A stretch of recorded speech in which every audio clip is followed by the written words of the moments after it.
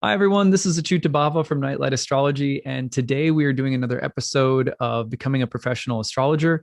Today I have a guest, Lisa Lipscomb, who's with me, and she did a PhD, and in her dissertation topic was on the literally on the topic of professionalization in astrology. So it's really exciting to have her here today to talk about becoming a professional astrologer and what she learned and the insights that she gained after doing a whole lot of research about professionalization in the astrology industry in general. So, Lisa, thanks for being here today.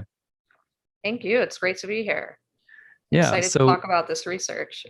yeah, totally. I mean, this goes back a ways. Lisa and I, we were just talking about this. We first met in like 2013, we recalled. And this is a project that Lisa's been working on for a long time.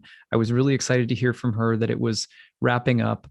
We're going to talk all about it today and the whole kind of scope of the research that you did and what you learned from it and stuff like that. But let's just start by like, what kind of PhD were you doing, or where were you studying? What were you, if you want to share, you don't have to, but where were you studying? What were you doing? What led you to want to do this in the first place, to study professionalization in astrology at like a high academic level?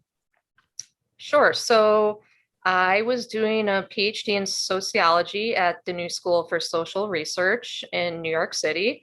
Um, and so the topic sort of like became of interest to me when I was taking an ethnographic field methods course. And in this course, we were told to go out and find a research site. So in ethnography, what you do is you go out to you find a site, a community that interests you for whatever reason, and you sort of like observe what's going on in the community, and then you sort of try to put together like what patterns you're seeing in the community. Can these connect to like larger conceptual theoretical ideas? So I've always been really interested in different occult, new age, alternative spiritual practices. So I started Googling, and that's how I discovered the New York City chapter of the National Council for Geocosmic Research, NCGR. And so I attended their fall conference. And when I was at the conference, I was really struck. This was my first astrology conference ever. And I was struck by, what I saw as professionalism. It to me looked like an academic conference. There were people giving PowerPoint presentations. And so from there, I started to question, well, okay, this is an astrology organization. They have a certification program. They have conferences. Like, what's going on here? Is professionalization taking place in the field of astrology? And that's where it first started. Hmm. That's amazing. So you had a like a lifelong interest in esoteric occult studies, things like that. So astrology was already on your radar personally and in some way. Absolutely. It was like, I don't know, sort of serendipitous that I found like the astrology conference when I did. Because previously I had worked in corporate America. I worked in IT, and just as a personal aside, like hobby interest is I would study astrology. And actually, I'd considered attending Kepler back then before I decided to go back to graduate school for sociology. I was like, maybe this is something I could do. But things were sort of like I wasn't quite sure where I was going, what direction I was going. But I was aware of sort of like the existence of Kepler. I had, at least a shelf of astrology books. So yeah, this was already like astrology Mm. was already on my radar. I knew some of like the major names, etc. Yeah, just for those people who don't know, Kepler College, which who Lisa is referring to, Kepler is probably one of the most well-known schools of astrology that one of the first, really. I think it was accredited at some point in the state of Oregon or Washington. I'm forgetting off. Washington, yeah. Washington, right? Yeah. And I've spoken there a few times, and it's lots of always really good classes and their certification tracks and things like that. So, Lisa, what was the scope of the research, or what were you hoping to find or learn about, or what was required of this dissertation? What was driving the thesis, or give us a sense Sure. of what it was all about. Okay, so when I was sort of like putting together my research proposal, um, I was already sort of like doing research within the community by attending conferences and lectures. I also designed sort of an interview portion of the methodology. So I interviewed 40 astrologers. A lot of them were people who I targeted because they were leadership in organizations, because I was looking at this question of professionalization, of professional legitimacy. And that type of like project of professionalism is often driven by organization leadership. Mm-hmm. So I sort of targeted, those folks. But then throughout interviews, I started hearing things like about evolutionary astrology and traditional astrology. And I was like, how do I find these people? So I used snowball sampling, which in sociology methods, snowball sampling is just basically you interview someone. At the end of the interview, you ask them if they can refer you to other people. So I said, hey, can you refer me to any evolutionary astrologers, traditional astrologers? So from there, I also got like a little bit wider of a survey of the field. And then I was able to also that way see how people differ in their approaches to professionalization, to professional legitimacy, because as I learned, not everybody is on the same page in terms of how they think about these concepts and how to, sort of like implement these practices in the field. Was So there any other? Yeah. if I understood correctly, what you're saying is as you gathered your research, you were going into all different places, organizational leadership, but you were also going in the direction of different experts in different niches, and that as you're going, there's this realization that people have different ideas about what professionalization means or what it should look like or how it should happen. Absolutely. Because what I saw was like there is this big, I don't know if you want to call it big, but there's this mainstream push for professional legitimacy coming from sort of like the traditional route in which you create an organization, you create, a certification program, you have ethics, like those different sort of like components. And then I would put sort of like the evolutionary and traditional astrologers in this category of like a lineage sort of based system of acquiring expertise, which these are two different tracks of, acquiring expertise.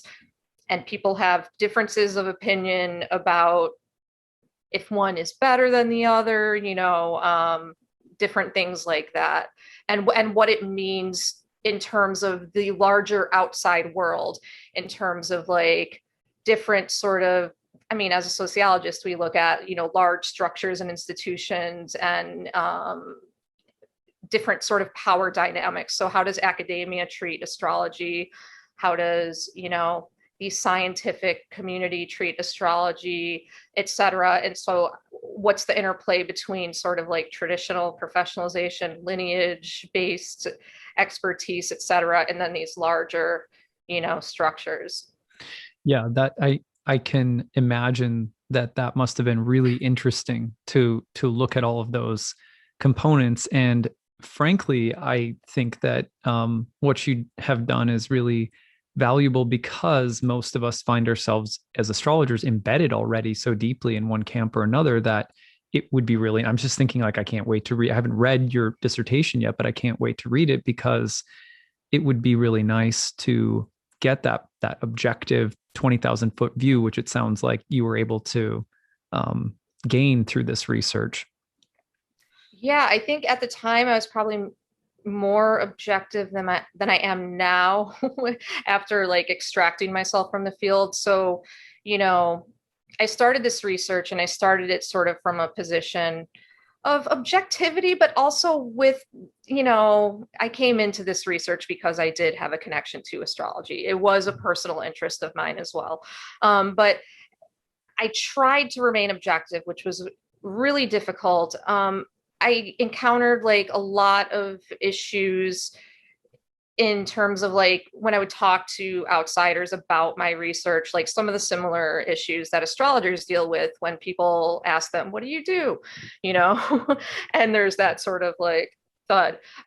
So, after leaving the field now and like, I left the field to sort of like get more objectivity to write my findings because I was like, maybe I'm getting too close to like the topic here because I really understand what, in a sense, like what astrologers are going through in terms of like the vitrolic sort of like, I don't know, statements that are coming at them from different institutions and people and stuff like that. So I extract myself from the field.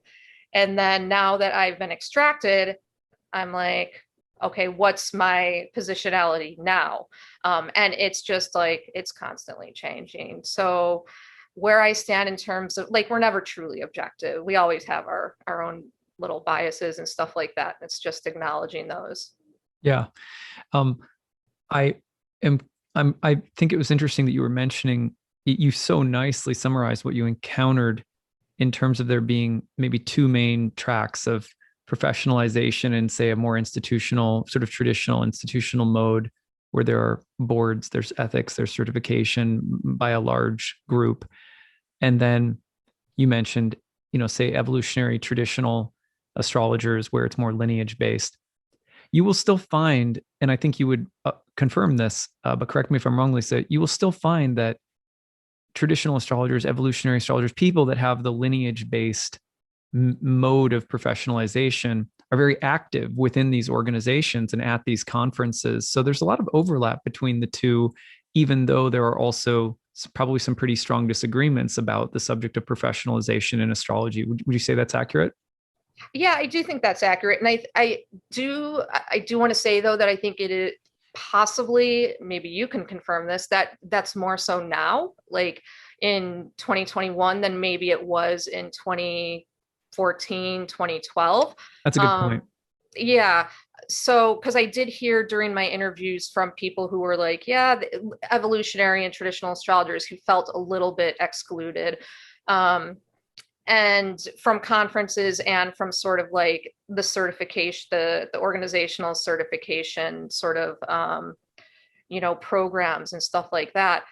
But okay, so there's a lot of issues that are the same now as that they were in 2014-ish, and a lot that are different. So Right. it's like I'm seeing some of like the same issues come up, just like in slightly different sort of like iterations or flavors, if that's a good description. Yeah. What were some of the other major insights or, you know, kind of different tracks that your research took you down in Mm. terms of the professionalization of astrology, maybe such as the one you just mentioned? What other kinds of things did you notice were major issues or questions or interesting things you wouldn't have expected around this research?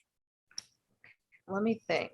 You know, so like one of my favorite chapters writing, the favorite chapter that I wrote in the dissertation was the one that was called Becoming an Astrologer. And I liked writing that one so much, even if it wasn't the most theoretical one, was because I got to hear everybody's stories about how they came into the field and sort of try to identify, patterns in that.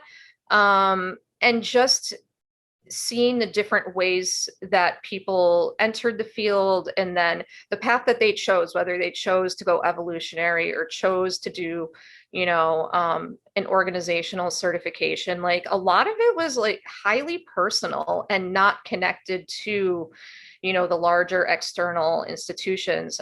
So that to me was really interesting. And then I also saw some parallels to other fields between astrology and then I would say fields like tarot or psychic work. And then also I did a lot of comparison in my dissertation between astrology and then practices that you would say fall under the umbrella of complementary and alternative medicine. So that was like my big sort of like comparative framework. Like And I saw a lot of herbalism, for those. example, or something What? like that. Like say herbalism or acupuncture or something like that. Yeah, acupuncture, chiropractic, at which are at the high, like the far end of like professionalization. They have licensing, medical insurance coverage in the case of chiropractic. And then I'd say, yeah, also homeopathy, and then other practices that are largely unregulated, similar to astrology. Yeah. It's funny. I would say, like, if I had to, come up with a number off the top of my head, I'd say probably 60% of my students are usually pairing astrology with another Yeah. fringy natural healing approach, whether it's Reiki or, could be a lot of different things, or something that's even more institutionally legitimized. Like I have a lot of therapists who come and Mm. study astrology. They might be a licensed, psychologist or something like that. And there they are adding astrology in. So that piece is really certainly bears out in my own experience, with my courses. Absolutely. Like most people I talked to were doing astrology in addition to something else. It was probably, a handful of people who were like, it's only been astrology, Right. and then Right. even fewer than that were like, this has been my only career. I think maybe I spoke to two people out of 40 who were like, this is my only career. This is where I started. This is where I am. And I'm in my 60s or Yeah. whatever. But yeah, a lot of crossover with other fields. And those fields, like you described, are wide ranging from people with PhDs and, you know, history, philosophy, etc., to people who are pairing it with different modes of therapies, whether those are body work or mental mind body work. Yeah, I always tell people that my path to astrology really ran through yoga, entheogens, like so the psychedelic community in New York City, that in South America, ayahuasca scene. But one of the things that had opened me up most surprisingly was that I was in graduate school, studying, literary theory and creative writing, and archetypes and astrological symbolism became relevant to me as I was getting into people like Joseph Campbell and talking about these universal themes that are in mythology and stories. And so it kind of opened up to me through the literary academic world. And who would have ever guessed that? I mean, certainly I was the only one in my grad program who was going in that direction, but it just seems to open up for people not as the very first thing that they do. I completely see that. And also alongside of other things, or kind of dovetailing with other interests. And I don't know if this is true or if you found anything about this, Lisa, but I would suspect that there may have been different times in history where that wasn't the case, where it was perhaps at times where it was more legitimate to be an astrologer. You might have started off, in a trade school, like a trade school you would in a trade school. You might start off apprenticing or studying astrology, and it wouldn't necessarily have been the fringy thing that it is today. Who knows? Yeah, I'm not sure about like in the US, I'm not sure if that would be the case, but possibly other parts of the world. Right. Yeah, that's Yeah, what I meant. Kind of yeah, old. traditional. Yeah, like Yeah, definitely. medieval, something like that. Yes. Oh, yeah. Which is a really I mean, that could lead us down a whole nother half-hour segment of talking about the difference between profession, trade, craft, etc. Mm, Because you just mentioned the medieval notion of like the craftsman and different things like that. I could definitely see astrology as falling under that before of modern ideas professionalization came along, which is a modern concept in terms of like trying to sort of insert your dominance in the marketplace, which astrology is in the marketplace. It's an industry. yeah, that's an interesting thing. Did you learn anything about the astrological industry that was surprising to you, or any numbers that kind of flipped your lid? You're like, wow, or just anything like that? Yeah, I mean, just as the overarching wellness community, which I think you could say astrology falls under. Back when I first started studying this, there was this market phrase that they used. It was called LOHAS, lifestyles of health and sustainability, of which astrology fell under. Now we just sort of like call it the wellness industry or spiritual sort of entrepreneurship or Mm, something like that. But the fact that it's $1 billion industry, I mean, it's big, and it's just astrology is like one slice of that wellness industry pie. I did have some statistics about sort of the numbers in terms of like the larger industry. Not really, it's really hard to find that type of information about astrology specifically, because a lot of astrologers' activity is not tracked by sort of institutions like the Department of Labor. There's right, not like, you don't have like a really solid number on how many professional astrologers are there in the United States. You sort of right. like just have to ask astrologers and you get a sense of it. I heard at one point that there was, something like full-time practicing astrologers was less than 25,000 in the United States. And I always wondered if that was true or not. I just heard I don't even remember where I heard that, but Yeah, that sounds believable. yeah, It sounds impressive. If you're saying full time, this is all they're doing, right. around 25,000. It was the person had told me less than 25. Like, and so I didn't know where that number, Yeah, like and that's I think totally that's anecdotal. So no, yeah, absolutely. I think it's a believable number though. yeah, it sounds Yeah, like yeah. okay. But yeah, and d- did you, I'm curious if there was if your own beliefs or your own practices or relationship to astrology changed as a result of doing this research at all. Did it strengthen your love and relationship with it? Did it kind of make you pull back? I mean, it sounds like for the sake of Yeah, research, you were kind of going in and out of the yeah. relationship with it. But overall, how would you say it's impacted you? I'd say in terms of like my research, when I was trying to finish my dissertation, write my findings and stuff, I was trying to be objective, come up with, a good argument. I feel like I was more critical than I would have really liked to have been.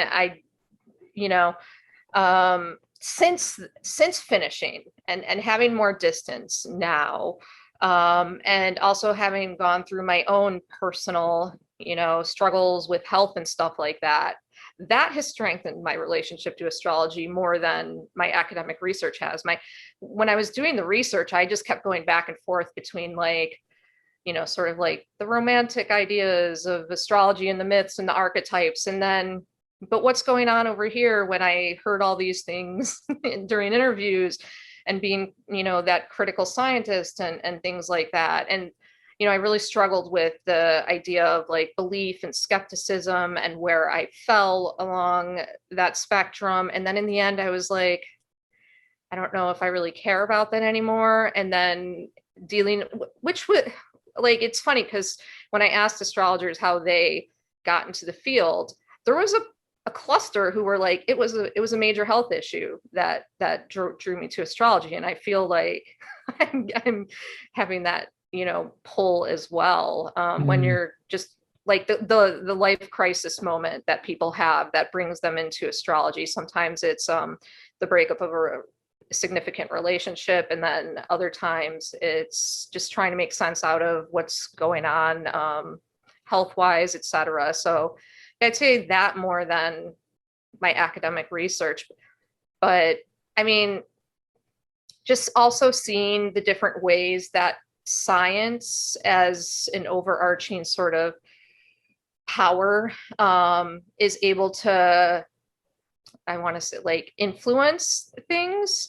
Um, at like that also sort of made me question a lot of different things, in terms of how things become legitimized through science, the political process that takes place there, which a good book to read about that, is it Kuhn's The Structure of Scientific Revolutions, if you want to get sort of like a philosophy of science mm, perspective on that. mhm, mhm. And just like knowledge construction, what ways of knowing are considered legitimate, and what ways of knowing are not considered legitimate, and why. I definitely developed a lot of insight around those ideas. And of course, those are the ideas that now I want to explore further, in sort of like not so much professionalization as like that framework, but more so in the larger conceptual ideas about the legitimation of knowledge, especially sort of unconventional knowledge, and why, like, yeah, why is it not legitimated in some contexts than it is in others, etc. Right. And I think that goes into the heart of the debate, or why there is a debate about professionalization within the industry itself, because you have some people saying, look, the more that you go down the path of professionalization, the more that you're letting the kind of scientific, the sort of the dogmatic power of science to get its foot in the door and tell you that, you know, it needs to be standardized in all of these Yes. ways. And then on the other hand, you also, it's good. The counter argument would be that we're trying to build bridges, and you know, we need to be able to unpack our epistemology in respectable ways. You know, how do we know what we know? And we should be reaching out and doing more to make inroads. And so, you know, it's such an interesting conversation, and I'm so happy that there are people not just thinking about this or talking about this, but doing actual, you know, considerable research into the matter and writing about it. Um, I wanted to just quote something. We were exchanging emails, and you wrote, we were kind of prepping for our interview, and you said, truth and knowledge can come from many places and through many avenues that are not necessarily validated by science. I came to a deeper understanding of how scientific legitimacy functions culturally and politically, which is inseparable also from negative traumatic personal experience that I've had with the medical industry. And that sounds like I could say probably a huge amount of my clientele in the yoga industry when we were yoga studio owners for 10 years, as well as my experience as an astrologer, as well as my wife's experience as an herbalist. People often turn to spiritual sciences and an alternative way of knowing or understanding something, whether it's a personal medical problem or a psychological pattern or whatever the case might be, to an alternative form of knowing, because they end up somehow feeling ground up in the gears of these institutions and their mechanisms, or, you know, maybe objectified somehow, intentionally, unintentionally. But so I loved that you mentioned that, and that was something that kind of also, it was an insight that came out of your research. Yeah, I mean, it's all connected. Like, we try to be objective scientists, but then you have your people, you know, Yeah, right. you have these like real life experiences that influence how you see your own research. So it's hard to extract the person from the research, you know. Your And dissertation advisor must have been really cool. yeah, oh no, she was great. She was super patient. And yeah, my committee as a total were fantastic. I couldn't have had a better committee. That's great. So in terms of where are you now? Yeah, What's good next for question. you? What would, like, you know, and also before we end, I want to make sure that people know how they can read your dissertation and learn more about the journey that you went on. Sure. So where I'm now is looking to sort of bring this research to the astrology community. Um, I I don't know how to sort of like, the academic job market isn't doing too well. It's really hard for people to get their stuff out into um, the world right now via academia in terms of funding, different things like that. So in looking for work in academia, that's been a struggle. And then alongside that, with my health issues being that they are, like, astrology is where I'm finding sort of like my place now. So that's really where I'm headed. Also, I'm looking to turn this dissertation into a book. So I'm working on that. There's been some interest from a publisher. This would be sort of like a hybrid academic, general public sort of book. So it could appeal to a broader audience that way. And then from there, yeah, like starting practicing astrology myself. I've, you know, spent years learning from astrologers in a lot of different capacities. So, yeah.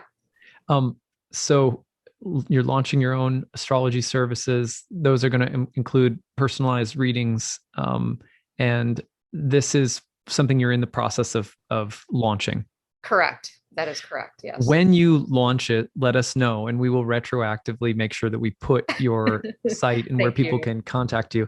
And then there is also a way that people, although the book is not for Mm, sale, that people can get the abstract and request a copy of the dissertation if they yes. want to read it up until it potentially is published. Correct. So it's not like publicly available on the internet right now, but if you contact me at ResearchGate, it's a like academic sort of social media site. People could also just email me and request a copy of it. But for sort of like intellectual copyright reasons, different things like that, for in terms of potential publication, it's not accessible to the World Wide Web. Right. So yeah, there's ResearchGate, academia.edu is another site, in addition to just like my social media handles. So if people wanted Yeah. to find you, they would just search your name, Lisa Lipscomb, on Yep. Facebook, Lisa. Instagram. Yeah. Usually I use the M in the middle. Lisa M. Lipscomb sort of stands apart from all the Okay. other Lisa Lipscombs out there. I didn't know there were many. That's such. Funny, there are. No, I know. I mean, like my last name, I was like, nobody has my last name. Yeah. And then I look and I find, that there's I have a doppelganger or whatever. So Yeah. I can't get my own like last name as a domain. I have to put that M in it. Yeah. yeah, yeah, that's so.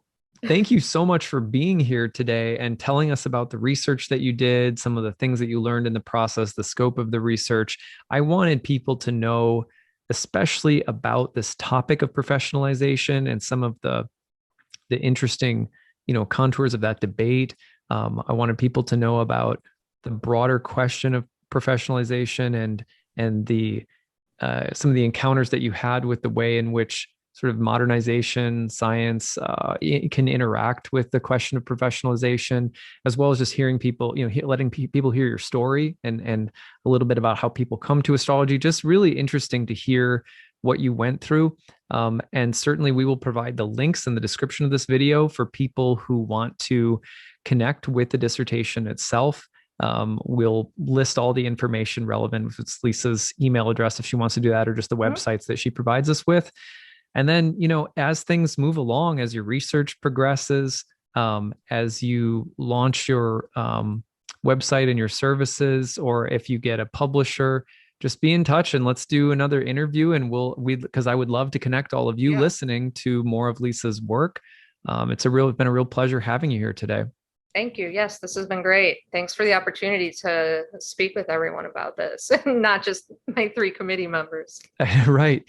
Well, yeah. And the whole purpose of this series is to have more conversational content about the actual profession of astrology and some of the topics that are of real interest to people when becoming an astrologer, because a lot of it's anecdotal. And I think a series like this that's dedicated to it, research like what you're doing that's dedicated to it, is just, it's just part of the content that, and let's be honest too, I make content 5 days a week. I've got to come up with stuff to talk about. This is great subject matter. So right on. Well, thank you again, Lisa. Really appreciate you being here. Thanks everybody for listening, and stay tuned for another episode of Becoming a Professional Astrologer soon.